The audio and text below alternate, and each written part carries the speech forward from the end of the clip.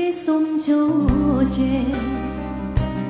ញ៉ាទឹកភ្នែកប៉ុនមិនចាញ់ជ្រៀងនៅលើពណ៌ខ្ញុំអូនាងបានរៀបរាប់ទាំងយំអងវល់ខ្ញុំអាណិតឲ្យรู้ខ្ញុំទាំងតងបងមកស្រឡាញ់ខ្ញុំធ្វើវិញតើហើយអ្វីធ្វើឲ្យអូនលំស្នេហ៍បងមិនដេចមិនអាណិតនេះផង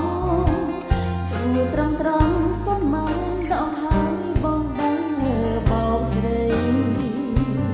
រំលឹកផងខ្ញុំមិនតាំងចិត្តរំលឹកផងខ្ញុំក៏ខូចចិត្តព្រោះខ្ញុំមិនធ្លាប់នឹងเป็นធ្វើនាងទីបី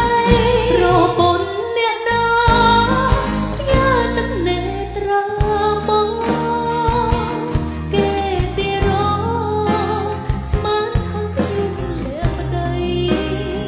ខ្ញុំនេះស្ទើរងងស្រឡាញ់បងឲ្យខ្លួនអើប្រៃមិនបានដឹងអ្វីគឺថាប្តីគេដឹងទេខ្ញុំឈឺត្រូវតែបញ្ចប់ទៅសុំចាយភ្លើងឈុំមកធ្វើបាបខ្ញុំបងធ្វើវិលទៅជួបជុំកុំឲ្យនាងយំ